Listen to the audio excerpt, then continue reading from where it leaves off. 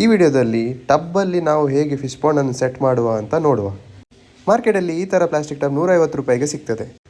ಈ ಟಬ್ಬಲ್ಲಿ ನೀವು ನೀರನ್ನು ಫಿಲ್ ಮಾಡಿ ಮತ್ತು ಸ್ವಲ್ಪ ಫಿಶ್ ಫುಡನ್ನು ಹಾಕಿ, ಅದಾದಮೇಲೆ ನಿಮ್ಮ ಹತ್ರ ಯಾವುದಾದ್ರು ಪ್ಲ್ಯಾಂಟ್ಸ್ ಇದ್ದರೆ, ಎಕ್ವಾಟಿಕ್ ಪ್ಲ್ಯಾಂಟ್ಸ್ ಇದ್ದರೆ ಅದನ್ನು ಹಾಕಿ. ಎಕ್ವಾಟಿಕ್ ಪ್ಲ್ಯಾಂಟ್ಸ್ ಇಲ್ಲದಿದ್ದರೆ ಮನಿ ಪ್ಲ್ಯಾಂಟನ್ನು ಕೂಡ ಹಾಕ್ಬೋದು. ಇದಾದಮೇಲೆ ಈ ನೀರಲ್ಲಿ ನಮ್ಮ ಸೀಕ್ರೆಟ್ ಇಂಗ್ರೀಡಿಯೆಂಟ್ ಆದ ಆಲ್ಮಂಡ್ ಲೀಫನ್ನು ಹಾಕಬೇಕು.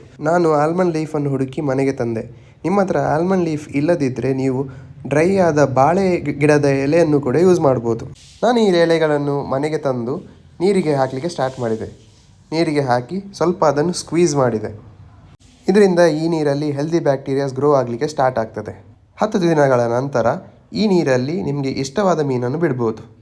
ನಾನು ನನ್ನ ಹತ್ರ ಇದ್ದ ಬೆಟಾ ಫಿಶ್ ಮರಿಗಳನ್ನು ಈ ಟಬ್ಬಲ್ಲಿ ಬಿಡಲಿಕ್ಕೆ ಸ್ಟಾರ್ಟ್ ಮಾಡಿದೆ. ಒಂದೊಂದಾಗಿ ಬೆಟಾ ಫಿಶ್ ಮರಿಗಳನ್ನು ಇದರಲ್ಲಿ ಬಿಡಲಿಕ್ಕೆ ನನಗೆ ತುಂಬ ಖುಷಿ ಆಗ್ತಿತ್ತು. ಈ ಹೊಸ ಟಬ್ಬಲ್ಲಿ ತುಂಬಾ ಸ್ಪೇಸ್ ಸಿಗುವ ಕಾರಣ ಈ ಬೆಟಾ ಫಿಶ್ ಮರಿಗಳು ತುಂಬಾ ಬೇಗ ಗ್ರೋ ಆಗಲಿಕ್ಕೆ ಸ್ಟಾರ್ಟ್ ಆಗ್ತದೆ.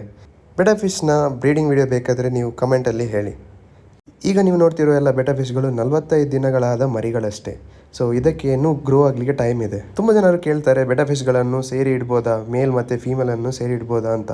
ಆದರೆ ದ ಆನ್ಸರ್ ಇಸ್ ನೋ, ನೀವು ಇಡಲೇಬಾರ್ದು. ಈಗ ಇವೆಲ್ಲ ಮರಿಗಳು, ಸೊ ಪ್ರಾಬ್ಲಮ್ ಇರಲ್ಲ. ಆದರೆ ಅಡಲ್ಟ್ ಫಿಶನ್ನು ನೀವು ಒಟ್ಟಿಗೆ ಇಟ್ಟರೆ ಅವುಗಳು ಒಂದನ್ನೊಂದು ಕಚ್ಕೊಂಡು ಸಾಯ್ತವೆ.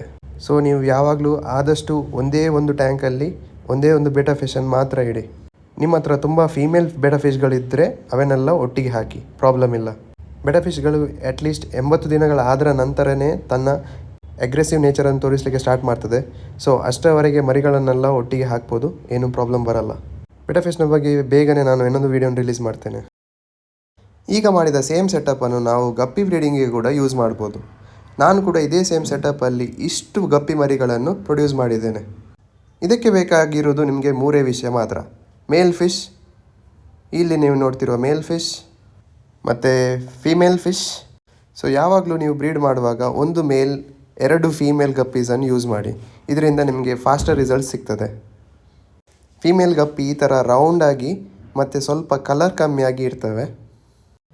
ಆದರೆ ಮೇಲ್ ಫಿಶ್ ಸ್ವಲ್ಪ ಲೀನಾಗಿ, ತುಂಬ ಕಲರ್ಫುಲ್ಲಾಗಿ ಮತ್ತು ಅದಕ್ಕೆ ಒಂದು ಟ್ಯೂಬ್ ಥರ ಒಂದು ಆ್ಯನಲ್ ಫಿನ್ ಇರ್ತದೆ. ಇದೇ ಸೇಮ್ ಲಾಜಿಕನ್ನು ಯೂಸ್ ಮಾಡಿ ನೀವು ಮೇಲ್ ಮತ್ತು ಫೀಮೇಲ್ ಫಿಶನ್ನು ಕಂಡುಹಿಡಿಬೋದು. ಈಗ ನೀವು ನೋಡ್ತಿರುವ ಗಪ್ಪಿ ಒಂದು ಮೇಲ್ ಗಪ್ಪಿ ಮತ್ತು ಹಿಂದ್ಗಡೆ ಇರುವ ಗಪ್ಪಿ ಫೀಮೇಲ್ ಗಪ್ಪಿ. ಗಪ್ಪಿ ಬ್ರೀಡಿಂಗಲ್ಲಿ 3rd ಮೋಸ್ಟ್ ಇಂಪಾರ್ಟೆಂಟ್ ಥಿಂಗ್ ಏನಂದರೆ ತಾಳ್ಮೆ. ಗಪ್ಪಿಗಳು ತಿಂಗಳಿಗೊಮ್ಮೆ ಬ್ರೀಡ್ ಆಗಿ ಮರಿಗಳಿರ್ತವೆ. ಸೊ ನಿಮಗೆ ತಾಳ್ಮೆ ಇದ್ದರೆ ಸಾಕು. ಗಪ್ಪೀಸ್ಗಳಿಗೆ ಚೆನ್ನಾಗಿ ಫುಡ್ ಹಾಕಿ ಮತ್ತು ನೀರಿನ ಕ್ವಾಲಿಟಿಯನ್ನು ಚೆನ್ನಾಗಿ ಮೇಂಟೈನ್ ಮಾಡಿ. ಮರಿಗಳು ಸರ್ವೈವ್ ಆಗಲಿಕ್ಕೆ ಸ್ವಲ್ಪ ಹೈಡಿಂಗ್ ಸ್ಪಾಟ್ಸ್ ಇಷ್ಟೆಲ್ಲ ಇದ್ದರೆ ಗಪ್ಪೀಸ್ ತುಂಬಾ ಚೆನ್ನಾಗಿ ಬ್ರೀಡ್ ಆಗ್ತವೆ. ಫಿಶ್ ರಿಲೇಟೆಡ್ ವೀಡಿಯೋಸಿಗೆ ನಮ್ಮನ್ನು ಸಬ್ಸ್ಕ್ರೈಬ್ ಮಾಡಿ.